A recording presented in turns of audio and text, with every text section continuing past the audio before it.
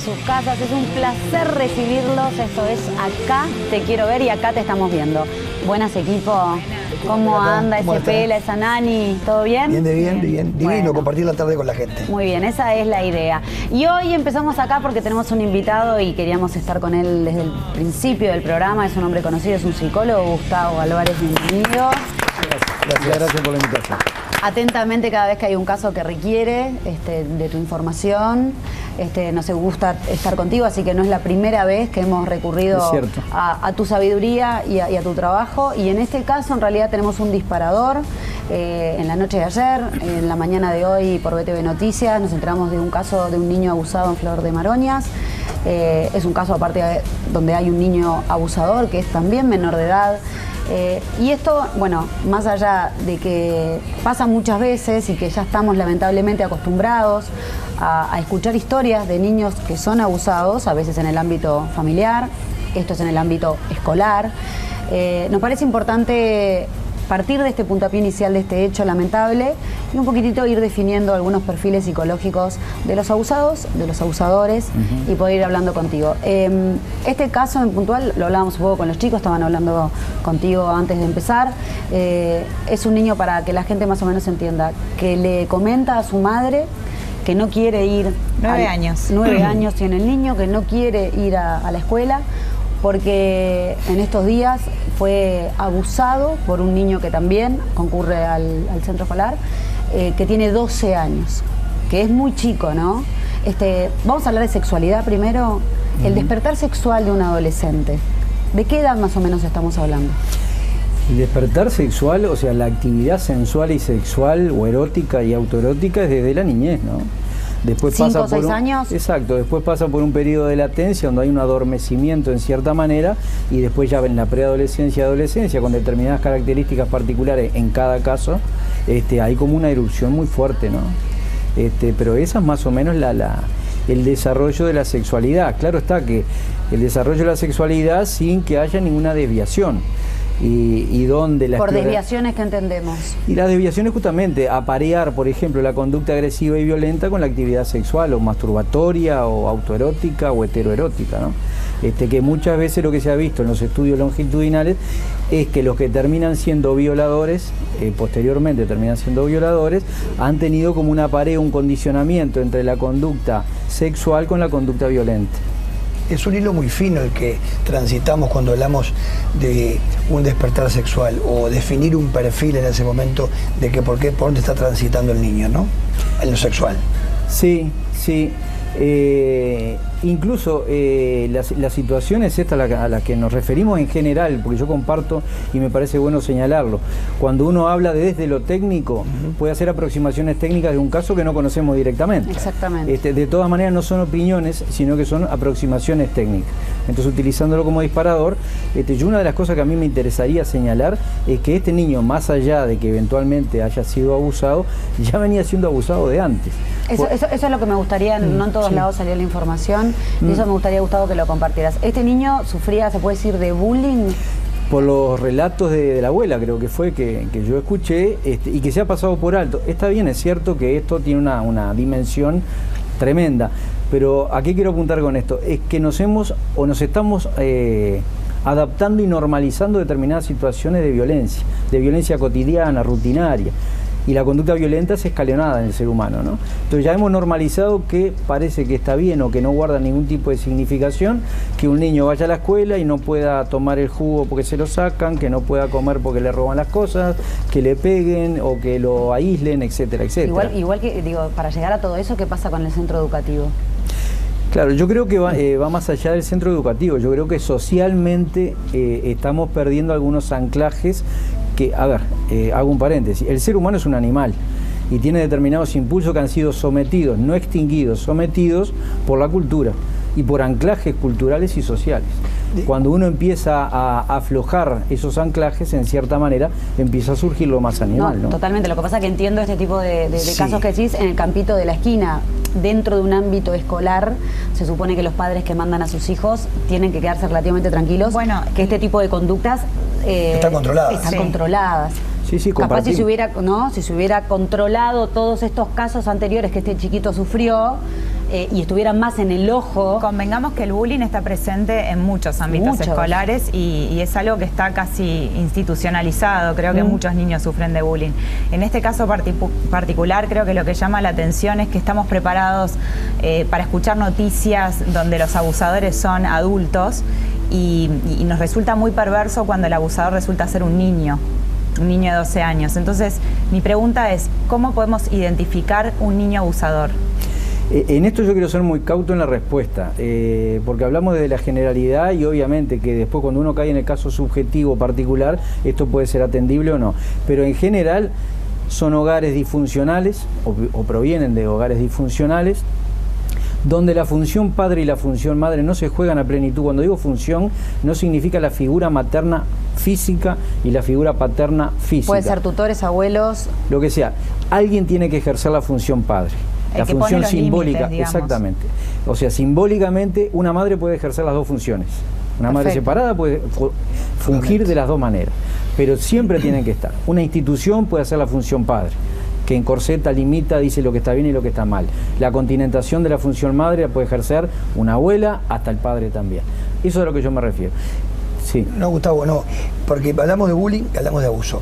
¿Cómo definimos realmente el abuso? Buena pregunta. ¿Qué es abuso? El abuso es toda acción por comisión, por omisión o por negligencia que interfiere e interdicta el normal desarrollo del niño, biológico, psicológico, emocional y social. O sea, y es muy buena dirigida la pregunta porque muchas veces uno equipara abuso sexual infantil con penetración y contacto sexual. No, no solo eso. Claro, ese es el más extremo, pero no solo eso. El tocamiento, el utilizar al niño con fines sensuales y eróticos para la autogratificación, la gratificación del otro, exponerlo a situaciones eróticas, todo eso también constituye abuso, ¿no? Y cuando hablamos de estos niños, de la pregunta un poco que te decía Nani, ¿muchos de esos niños han sido abusados sexualmente? Ese es un mito científico, ¿eh? A ver, el 75-76% de las víctimas de abuso sexual son mujeres, niñas, ¿está bien? Que se ha ido descendiendo la edad también. Antes era entre las 12 y los 16, ahora es entre los 6 y los 12 años. Entonces, numéricamente ya no da. El 76% de las víctimas son mujeres, pero el 95% de los abusadores son hombres. Matemáticamente no da. ¿Qué es lo que ocurre? Hay estrategias jurídicas enancadas en alguna escuela psicológica que los instruyen a muchos abusadores a que digan que fueron abusados. Entonces eso en cierta manera como que empieza a distorsionar. Tú decís que fuiste abusado de chico porque eventualmente quedas mejor posicionado desde el punto de vista jurídico. Eso distorsiona mucho las estadísticas. ¿El abusador nace o se hace? Hay un componente biológico para la conducta violenta. Neurobiológico para la conducta violenta. Esa es la predisposición biológica. Después el medio ambiente se encargará de potenciar o inhibir esa predisposición que todos tenemos, algunos en mayor medida, otros en menor medida, ¿no? Los estímulos, la sobreestimulación y la sobreexposición a imágenes de violencia sexual o pornografía, digamos, a temprana edad, ¿eso puede ser un factor también que desencadene este tipo de conductas? Es un factor. El ser humano aprende a predominio de conducta imitativa, moldeamiento, modelaje, etcétera, etcétera. Claro está que el mismo estímulo va a repercutir de diferente manera en ti, en él, en ella y en mí, por lo que hablamos anteriormente. Por mi carga biológica, por mi medio ambiente, por todos los factores subjetivos que se interjuegan en el desarrollo de una persona. ¿Qué quiero decir con esto? Que ante el mismo estímulo de pornografía uno va a reaccionar evitando porque no le llama la atención, otro en una forma totalmente neutra y otro puede llegar a disparar conducta violenta. ¿Cuántos tipos de casos se ven? Muchos obviamente se hablan en televisión, se levantan en las noticias. ¿Cuántos otros casos, Gustavo, te llegan a vos? Si tenés que decir, bueno, una estadística más o menos de las cosas que te llegan a vos como profesional, como terapeuta y que no salen, que no se saben. El abuso sexual infantil es uno de los delitos con más cifra negra que hay. Porque hay muchos mitos que se encargan de perpetuar el abuso sexual. ¿Dentro del seno familiar? ¿O no necesariamente? Los mitos son, por ejemplo, las abusadas son niñas nada más. Falso. El 75-76 son niñas, pero el otro 24-25% son nenes, son niños. O sea, ahí ya dejas invisibilizado al género masculino en el abuso sexual. son extrafamiliares. Es un desconocido sentado en una plaza, veterano, que abusa del niño. Falso. El 70-80% son intrafamiliares. Los niños son sugestionables, hay una escuela que dice que sí, otra escuela que dice que no. Los niños sí son sugestionables, sí se les implanta memoria. Claro está que desde el punto de vista científico es una cifra residual, es entre un 5 y un 10% de los niños que dicen que fueron abusados y que no han sido abusados o han sido entrenados para decir que han sido abusados. Pero el 90%, y obviamente que es una cifra más que significativa, cuando dicen que han sido abusados realmente lo han sido. Yo acá quiero hacer una puntualización, porque yo he escuchado por diferentes medios diferentes posiciones en cuanto a esto. A ver, si yo en mi función padre, abuelo, hermano, tío, viene alguien de mi familia y me dice, a mí me tocaron, es de alta significación y no debo dudar. Nadie de los que está acá puede dudar en ir a hacer la denuncia, ahondar la investigación, etcétera, etcétera. Ahora, desde el punto de vista técnico, yo tengo que tener una postura como forense escéptica, que no quiere decir que no le crea. Tengo que ser escéptica. Yo tengo que manejar dos hipótesis de trabajo, por lo menos dos hipótesis de trabajo. Lo que dice es cierto, lo que dice es falso. Y después tengo que actuar en consecuencia. Pero cuando salen esos casos de que el niño puede llegar a mentir un hecho que no ocurrió, ¿él se lo está imaginando en su mente por algo o esa semilla se la genera un adulto para hacerle mal a otro adulto? Bueno, yo acá en Montevideo, la bibliografía habla de muchos casos en los cuales se llama síndrome de alienación parental, que también hay algunas organizaciones que dicen que no existe, llamémosle como queramos, no importa. Hay un entrenamiento en situaciones coyunturales, de separaciones, que uno u otro padre entrena, entre comillas, al niño para que haga una declaración de abuso con respecto al otro. Tremendo. Yo acá en Montevideo ya llevo tres en particular. Y, por ejemplo, de esos 3 casos sabemos que las cifras no las puedes dar, pero son mujeres que hablan del hombre o al revés también. También. Hay de los dos casos. También. El polo o donde se junta más la casuística es en mujeres, pero no exclusivamente, para nada exclusivamente. Seguramente en casa están absortos como, por lo menos estoy yo, en que un padre o una madre pueda entrenar a un hijo para que declare algo que no es. ¿Cómo afecta en el futuro de ese niño haber tenido que mentir, él sabiendo que no ocurrió lo que dicen que ocurrió, y en la relación y en el futuro desarrollo de él? Impacta, que sepa o que no sepa el niño según la edad, primero, porque en niños chicos uno le implanta memorias, ¿no? ¿Qué quiero decir con implanta memoria? Tú repetís un hecho no sucedido ni vivenciado por el niño durante mucho tiempo y se lo termina apropiando el niño. Hay estudios longitudinales, esto no lo digo yo, estudios longitudinales científicos que dan cuenta de esto, con un rigor científico y un método científico que está fuera de toda duda, ¿no? Pero empíricamente también lo vemos. A un niño tú le repetís muchas veces una cosa y termina apropiándoselo en cierta manera, ¿tá? Pero yo reitero, porque estamos en un momento social en el cual parece que estamos en un partido Peñarol Nacional, ¿no? Si uno dice algo, bueno, automáticamente es del otro cuadro, y si no, viceversa. No te preocupes, lo tenemos clarísimo. Entonces, reitero, ¿los niños mienten? Sí. En mínima expresión en cuanto al abuso sexual, también es cierto. Pero reitero, como técnicos tenemos que partir de las dos hipótesis como válidas. Después veremos cuál de las dos se mantiene y la otra que cae, ¿no? Te quiero hacer una pregunta delicada, porque yo entiendo que en estos casos obviamente hay que tener mucho cuidado lo que se expresa a nivel público también. Pero ¿qué pasa con una familia donde los padres sí se dan cuenta de que su hijo es abusador? ¿Cómo manejan esa situación?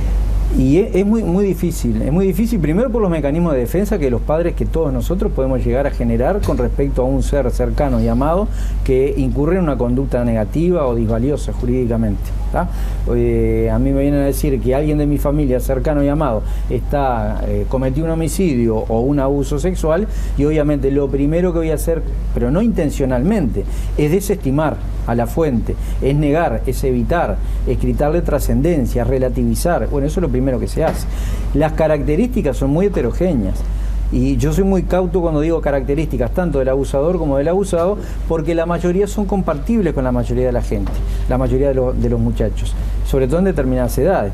Baja tolerancia a la frustración, una habilitación a la conducta violenta, sometimiento del otro, cosificación del otro. Todas esas son características. Ahora, a mí me preguntan, ¿la mayoría de los adolescentes tiene esto? Sí. La cuestión es la frecuencia y la intensidad. Si yo veo a alguien que empieza a tener un sesgo perceptivo de la realidad, o sea, cómo se decodifica él, cómo descodifica al otro y al mundo, y las relaciones en donde constantemente está sometiendo al otro, hay un goce anudado en el sometimiento del otro, bueno, cuidado. Hay determinadas pautas de conducta que son concordantes y convergentes con un abusador. Y dentro de este caso puntual, ¿hay algo que te llame la atención de sobremanera o te parecen casos que suelen pasar y no todos se hacen visibles? No, suelen pasar, lamentablemente suelen pasar. Reitero, el abuso sexual infantil es el delito que tiene más cifra negra. Es impresionante la cantidad de cifra negra. De hecho, no como forense, pero yo soy psicoterapeuta también, y en la clínica yo he visto y he tenido 4, 5, 6 casos en el correr de mi carrera en donde mujeres de entre 30 y 55, 56 años pudieron resignificar un abuso sexual que nunca denunciaron. Lo llevaron como mochila durante toda la vida. Eso te iba a preguntar precisamente, porque últimamente hemos conocido muchos casos así.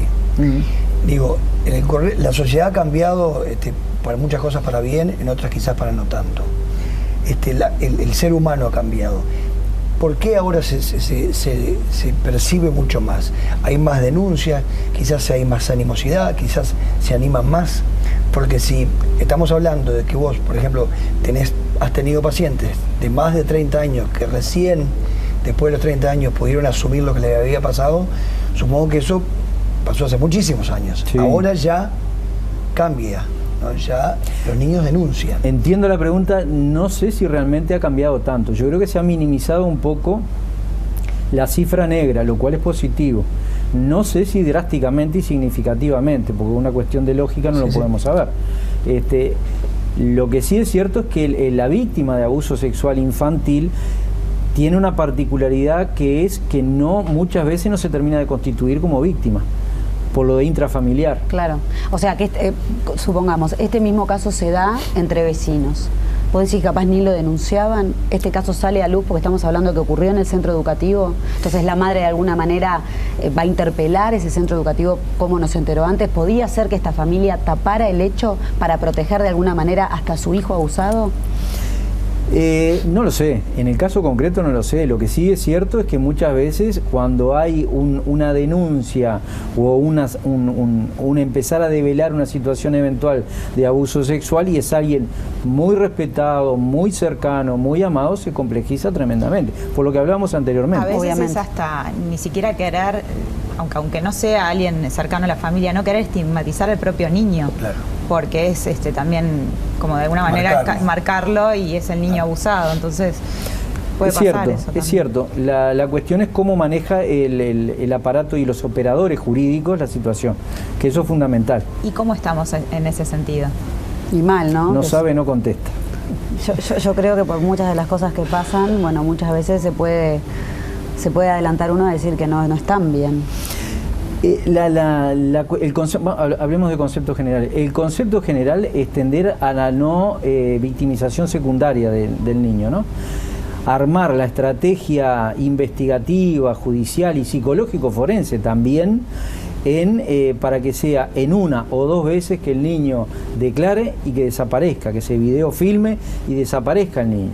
Porque si no, a ver, saquémoslo del caso porque puede tener connotaciones con el caso que estamos hablando. Una mujer violada declara cuando llega el patrullero, declara en la comisaría la mujer, declara en el juzgado, declara otra vez.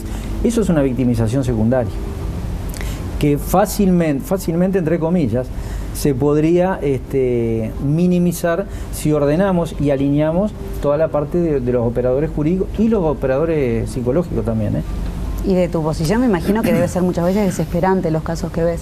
Cuando ves femicidios, por ejemplo, y sabes que había denuncias, que la mujer había tocado varias puertas, y llega el agresor y termina quitándole la vida a una mujer. Para vos debe ser absolutamente desesperante. Sí, no, es tremendo.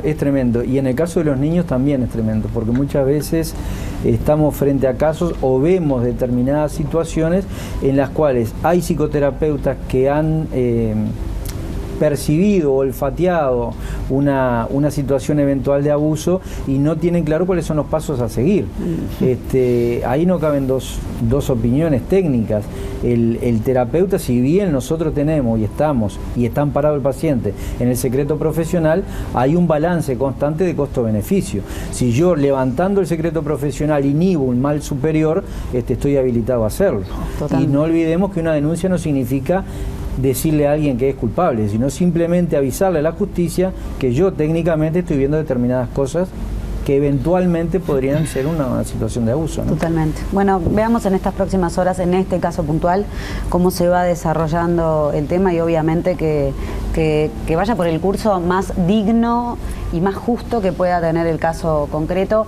Obviamente que aparte cuando hablamos de un niño de 12 años que es capaz de hacer un acto como se presume ahora, es horrible, porque estás hablando también de un niño, ¿no? Es como que el castigo o sea, si nosotros queremos tener una sociedad que realmente revalorice al ser humano y lo pueda sacar de situaciones tan complejas como que un niño sea capaz de abusar de otro, o sea, queremos el bien para los dos niños también, de alguna manera. Que salgan como sociedad. Claro, que como sociedad curar a un niño, sanarlo de alguna manera y que se inserte en una sociedad desde otro lugar, y obviamente que al niño que es víctima, y más cuando decís que también fue víctima de bullying hace mucho tiempo, la verdad que da, o sea, como familiar de ese niño uno se pone en el lugar y yo creo que hasta se podría haber evitado a llegar a ser abusado este chiquilín. Sí, yo comparto. De todas maneras, los niños cuando dan este paso de poder declarar, denunciar, es un salto al vacío de los gurises, ¿no? Por supuesto. Porque es romper una cantidad de ataduras, es un miedo terrorífico y nosotros somos los encargados de que ese salto al vacío justamente no termine en el vacío. Claro, tienen que aterrizar la red de bien. contención, Tienen que aterrizar bien y nosotros somos los encargados de que aterrice bien. Sí, y como sociedad todos también un poquito responsables. Gracias, Gustavo, no, al contrario, por venir a compartir con nosotros este primer bloque de Acá Te Quiero Ver, bueno, con un caso que merecía un poquitito de seriedad, pero les prometemos más energía para lo que queda del programa. Así que quédate por acá, que acá te quiero ver.